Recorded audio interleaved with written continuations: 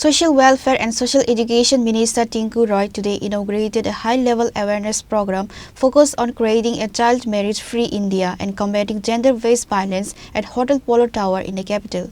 Minister Roy revealed that the state government's proactive measures have successfully prevented over 700 child marriages in the past year alone. The event saw the participation of top officials including Jarna Debarma, Chairperson, States Women Commission, Jandy Debarma, Chairperson, Child Protection Commission and Tapan Kumar Das, Director SWNSC.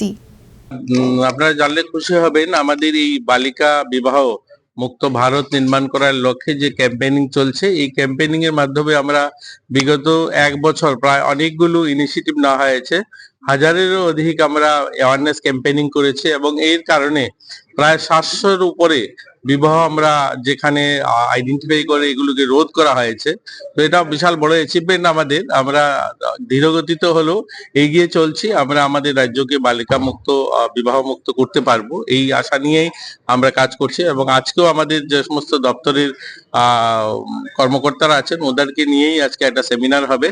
আমরা চাই আমাদের প্রত্যেকটা মানুষ আপনাদের মিডিয়ার মাধ্যমে সকলের কাছে যেন এই মেসেজটা যায় যে আমরা যেন বালিকা বিবাহ পুরোপুরি বন্ধ করতে পারি আমাদের রাজ্যে এই লক্ষ্যেই আজকের এই কর্মশালা বিভিন্ন ক্ষেত্রে দেখা যায় বিভিন্ন মানে ইয়েতে তো মানে একজন করে অ্যাম্বাসেডর ব্র্যান্ড অ্যাম্বাসেডর আছে বালিকা বিবাহের বিলুনিয়া একটা মেয়ে কিন্তু দৃষ্টান্ত রেখেছে ওকে নিয়ে আপনাদের কি না আমরা করছি এরকম নয় আমরা করছি আমরা তো এবার শুধু ব্র্যান্ড অ্যাম্বাসেডর নয় আমরা প্রত্যেকটা মানুষকে ব্র্যান্ড অ্যাম্বাসেডর করতে চাইছি আমরা চাইছি আপনারাও এগিয়ে আসুন আপনারা পরিবারের লোকজন আত্মীয় স্বজন সকলেই মিলে যখন আমরা প্রয়াস করবো তখনই আমরা এর থেকে বেরিয়ে আসতে পারবো আর অনেকখানি সুফল আমরা পাচ্ছি আগের থেকে অনেকখানি কমেছে আমরা আশাবাদী খুব শীঘ্রই আমরা পুরোপুরি সফল হব। Reported by Amit from Agadla, Chini Khora.